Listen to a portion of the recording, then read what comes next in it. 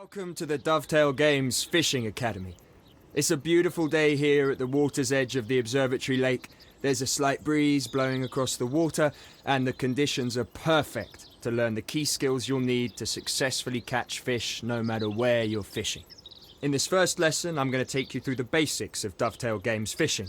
Later, we'll talk about targeting the right location, using different rigs and baits, and the tactics you can employ to set yourself up for a perfect session.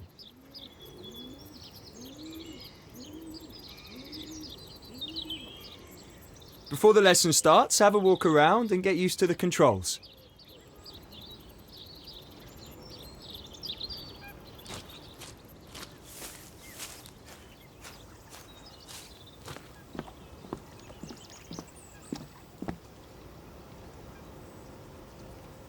Well, it looks like you got the hang of it, which is good. Otherwise, it would have been a long day.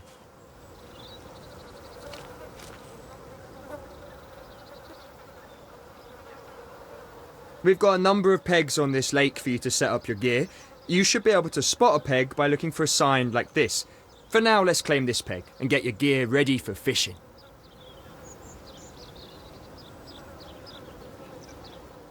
When you claim a peg, it's yours. No one else can fish from the same peg as long as your gear is in it. Bear in mind though, if you walk too far away and leave your peg unattended, we'll remove your equipment and allow someone else to claim it.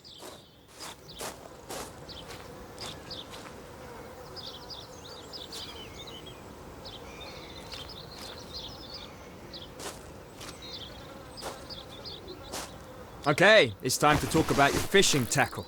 Your rig and bait are just two of the tools in your arsenal to catch fish. Choosing the right rig and bait combination is essential to catching carp.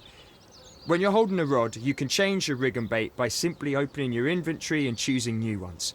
We'll explain how different setups work in another lesson. For now, just change your rig and bait to whatever you like the sound of.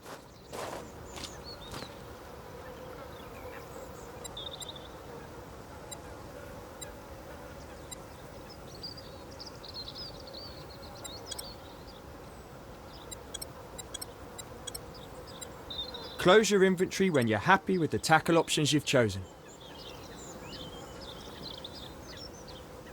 Right, you've claimed your peg and you've got your end tackle set up. Next, I'm going to talk you through how you cast in Dovetail Games fishing.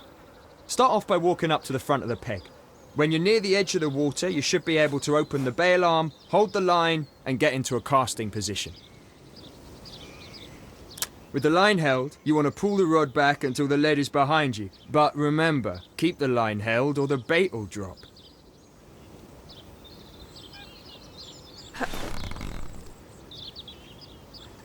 Now with the lead behind you and your arms straight, push the rod forward. This is the action you'll need to master when performing a long-range cast, so have a practice swing to get used to the motion.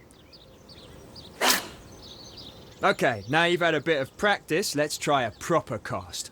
Again, pull the rod back until the lead is behind you. Now this time, when you push the rod forward, you want to release the line at the right time to get a decent cast. Have a go and see if you can cast over 15 meters. If you don't hit 15 meters on your first go, reel in and try again.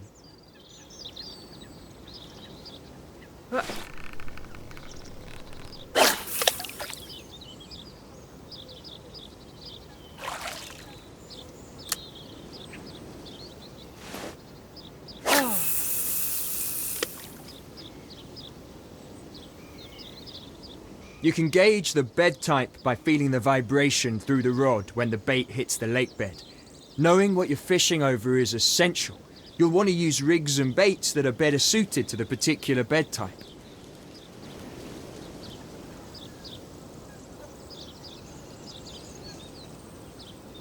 Unfortunately, the fish aren't biting at the moment, so let's reel it in and call it a day.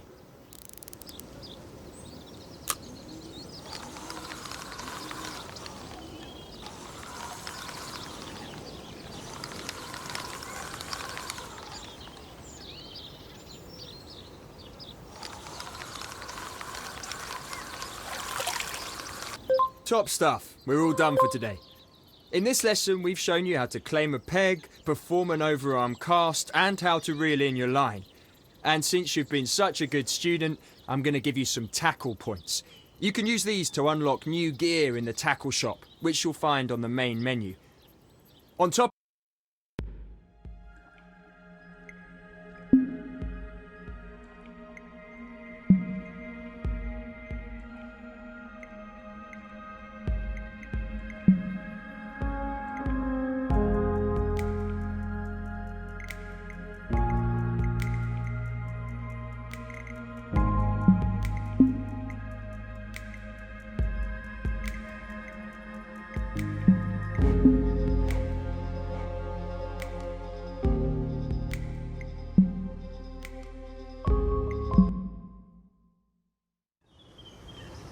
Welcome back for another lesson. I know you want to get on with things and catch big fish, but everyone has to start somewhere. And trust me, when you're on the bank with a fish on, you'll thank me for this. Grab your rod. Just like before, head for a peg and unload your gear.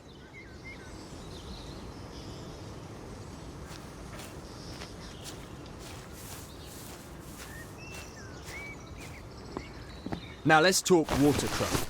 Take a minute and have a look at where you're fishing from. You can see there's a decent margin on the opposite side of the lake, with some overhanging trees and some reeds. An ideal place for a carp to hang out. Almost anyone can cast a rod out and wait for the occasional fish, but it requires skill and technique to catch big fish consistently. That's where watercraft comes into play. One element of watercraft is looking for the visual cues. Keep an eye out for splashing, shows and small feeding bubbles. These all indicate that there are fish in the area, and this is where you need to be targeting. Now it looks like there's a lot of weed over there. That'll make things harder. Weed is a fish's dream and an angler's nightmare. If you're using a bottom bait and you cast into weed, your bait will be hidden and the fish won't find it easily. It can also tangle your line and help the fish escape your hook. So, when fishing over a weed bed, try using something that sits above it. A chod rig would do the job. Don't worry if you don't have one, you can just use mine for now. But I want it back at the end of the lesson. When you're ready, cast out to the weeds on the far bank. Don't worry if you don't hit them first time, just reel in and try again. Although try not to do that too often or you might spook the fish.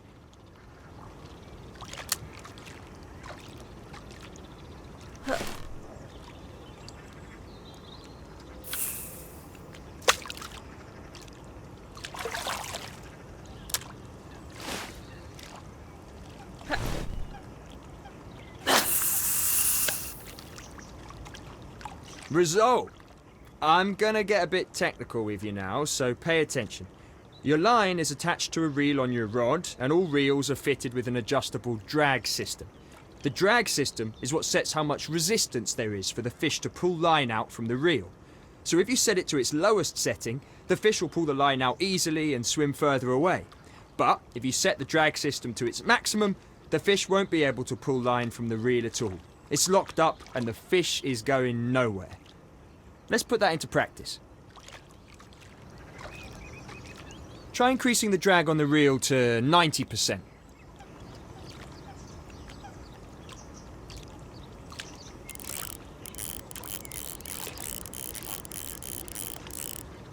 Okay, if you had a fish on, it would find it difficult to pull line out from your reel.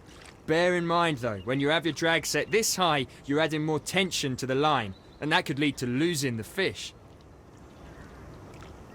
To monitor your tension, take a look at your drag system. When you have a fish on, you'll be able to see how much tension there is on the line by checking the tension gauge. Blue shows you when the tension is low, and red shows you when the tension is high. The two indicators at each end are there to show you when you're in real danger of losing the fish. You don't want to be in here, so adjust your tensions accordingly to get out of the danger zone. With that in mind, let's lower your drag to something a little easier on the fish, something like 30%. When the drag is set this low, the fish will be allowed to take the line with a little bit of resistance, but it shouldn't be enough to lose the fish. The trade-off with setting the drag too low is that the fish can easily take the line and head for things that could snag it. You really want to keep the fish away from reeds on the bank and weed beds.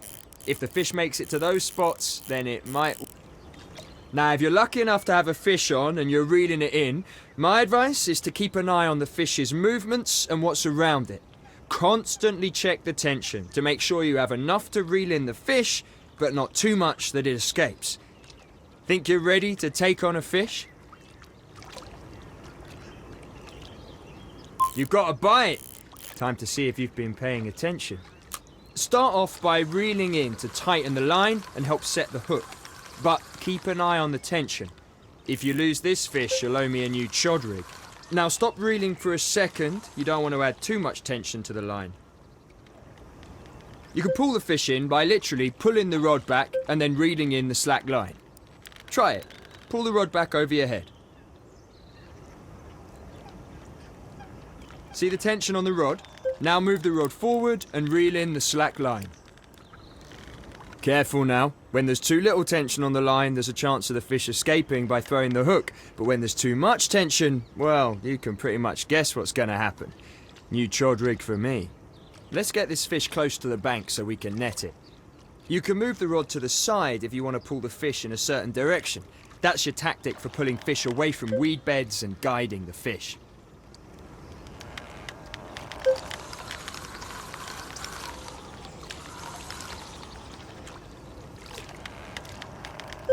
Quality stuff. You're almost ready to net this fish. Just reel it in a little closer. Don't forget to pull the rod back and reel in the slack line to bring the fish in properly. Here we go, make or break time. It's time to net the fish. Start off. Check it out. You've caught yourself a beautiful common carp. You've also bagged yourself some experience and tackle points. Let's get this little fella back in the water and we'll call it a day.